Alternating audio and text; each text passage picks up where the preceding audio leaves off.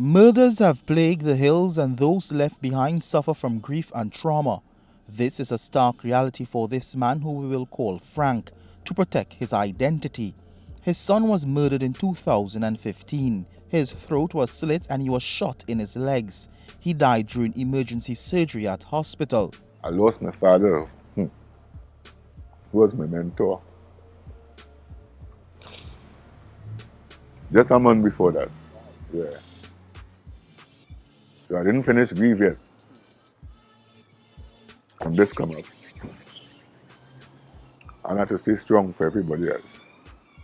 And just recounting it here now, you know. It takes some time because I still see what I see tonight, you know. They ain't listening to the elders, neither they're saying now it's them time, you know, kind of ignorance. Most of the time, it's parenting. No suspects has been held for this murder.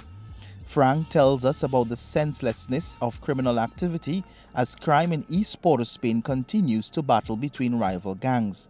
Project Reason violent interrupters and outreach officers try to keep the peace around the clock. Derek Samuel, popularly known as Strongy, does outreach work across East Port of Spain. He explains the reason for the violence and how their intervention has in some way curbed the violence. The violent interrupters, we try to more deal with the violent, you know, the guys that more into the crime and the shooting. We try to talk to them differently to let them know, well, hey, this is not the way to go. We could reason, understand? We could talk to one another instead of everything we had to pull a gun and kill, you know. And I don't know, something with the youths today, everything it just trigger them off, you know. Violence is a kind of disease, you understand, and you could change it. Some of them, it's peer pressure that cause them to be in a gang. Some of them, they being in a gang through the fact of the area that they're living in. You know, it's not like they want to be in the gang, but maybe, let me say, you're from, let me say, Harp Place, or you're from the Beatum. You could be a good guy, you could be a good kid, family-wise, you know, good parent, but just you step into a certain area, you could get killed for that. You know, and this is what we're trying to avoid.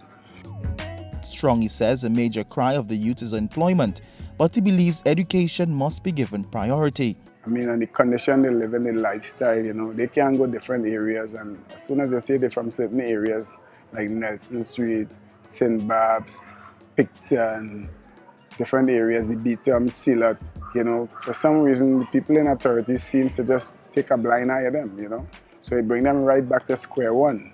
So therefore, they come back in the area, some of them young guys, as young as 17, 18, they have kids, you know, and the younger girls, and nothing to be done, you know. Their parents maybe CPEP worker, you know, they don't have the money, and these guys going through a lot of problems. So, I mean, it's not the right way, but sometimes when a man hungry, you know, the hardly thing you could tell him. As we conclude our feature to cure the violence in East Port of Spain, we talk to some of the reformed criminals and find out what they are doing to help bring peace to East Port of Spain.